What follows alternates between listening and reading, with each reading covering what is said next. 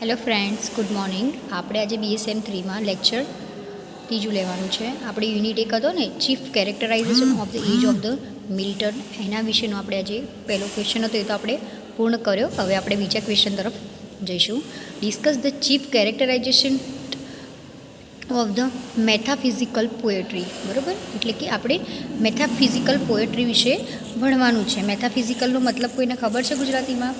ચલો, ના ખબર હોય તો આપણે એને કહી દઈએ. આધ્યાત્મિક કવિતાઓ. કેવી? આધ્યાત્મિક કવિતાઓ. આપણે આધ્યાત્મિક કવિતાઓ વિશેનું ભણવાનું છે. Okay.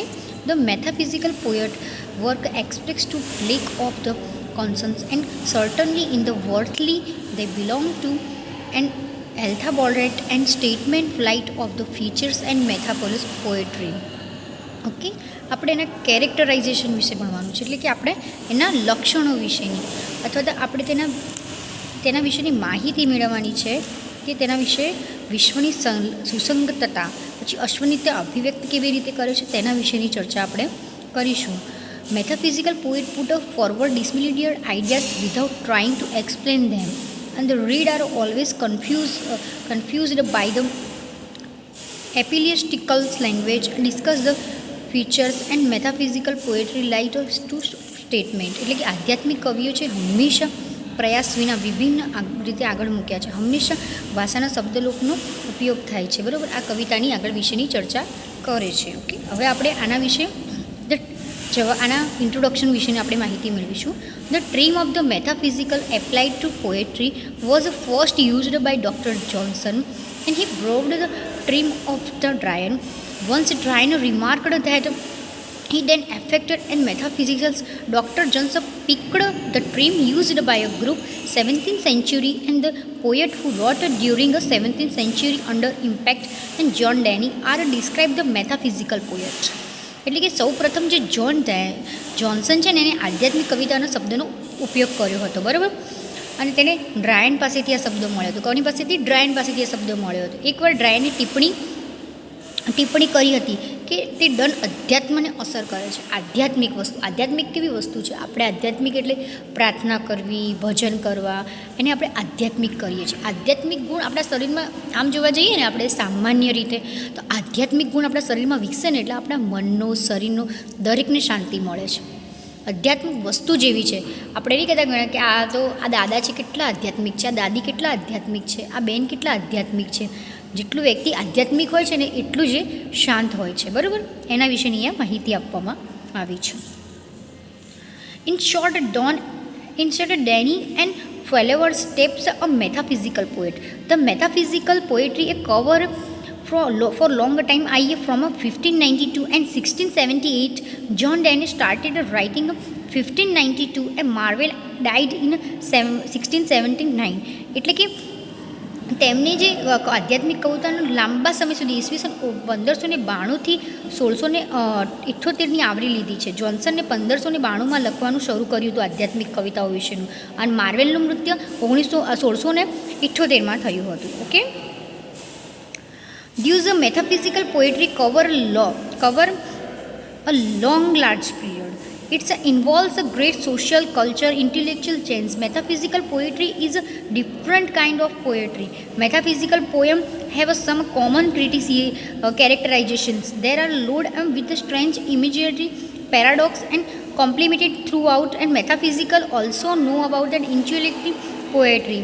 British poet John Dany, George Herbert, Richard Crescens, Marvell, Henry know about that a metaphysical poet. આધ્યાત્મિક એક અલગ પ્રકારની કવિતા છે. કેવી છે? અલગ પ્રકારની, જે સામાજિક, સાંસ્કૃતિક, બૌદ્ધિક બધા ફેરફારને સામેલ કરે છે. બરાબર, એક અલગ અલગ પ્રકારની કવિતા છે જેમાં સામાન્ય લાક્ષણિકતાઓ રહેલી છે. વિચિત્ર છબી, વિરોધાભાસ, જટિલ વિચારોથી ભરેલા છે. બરાબર, આધ્યાત્મિક કવિતાઓના માટે બૌદ્ધિક કાવ્ય તરીકે રચના કરવામાં આવેલી છે. જે બ્રિટિશ કવિઓ હતા ને, એમને Johnson, George, Richard Crashaw, Andrew Marvell, Henry Vaughan એ આધ્યાત્મિક કવિ તરીકે જાણીતા છે. બરાબર, તો હવે આપણે શું ભણીશું કે આધ્યાત્મનો અર્થ શું છે. બરાબર, આપણે આધ્યાત્મના અર્થ વિશેની માહિતી મેળવવાની છે. બરાબર, ડેફિનેશન મેળવવાની છે. ડેફિનેશન મતલબ કે તેના વિશેની માહિતી, વ્યાખ્યા.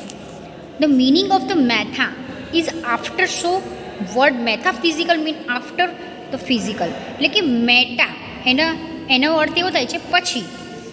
તેથી આધ્યાત્મિક શબ્દનો અર્થ ભૌતિક એટલે કે ભૌતિકતા પરથી ઉતરીને આવેલો છે. કેવો છે? ભૌતિકતા પરથી ઉતરીને આવેલો છે.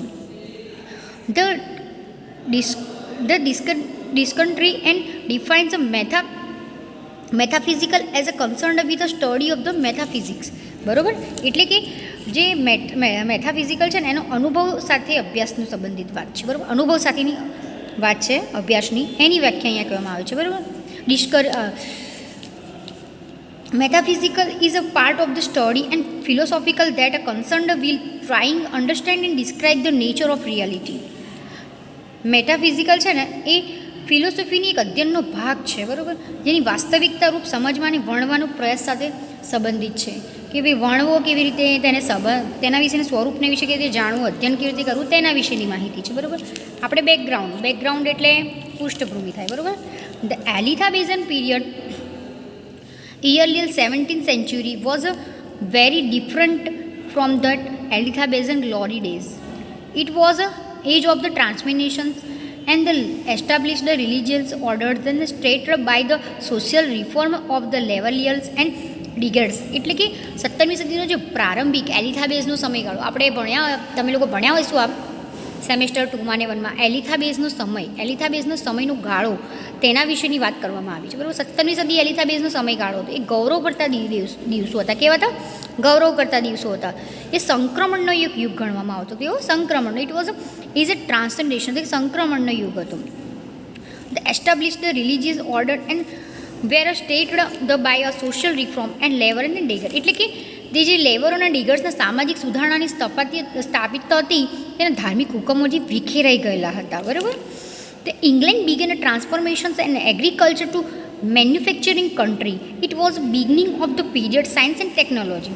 એટલે કે જે ઇંગ્લેન્ડની કૃષિની ઉત્પાદનમાં પરિવર્તન શરૂ કર્યું હતું ને વીજ તકનીકીથી કરવામાં આવ્યું હતું. એ સમયથી શરૂઆત કરવામાં આવી હતી, જેની રાજકીય અસલામતી, ધાર્મિક વિવાદ, બૌદ્ધિક મૂંઝવણોનો સમય હતો. એલિઝાબેથના સમયમાં ઘણી બધી મુશ્કેલીઓ હતી, ગૌરવ પણ હતું, બધું જ હતું, પણ રાજકીય અસલામતી વધારે જોવા મળતી હતી. બરાબર? તેના કારણે ધાર્મિક વિવાદો, બૌદ્ધિક મૂંઝવણો, વિવિધ સમસ્યાઓનો સામનો પણ કરવો પડતો હતો.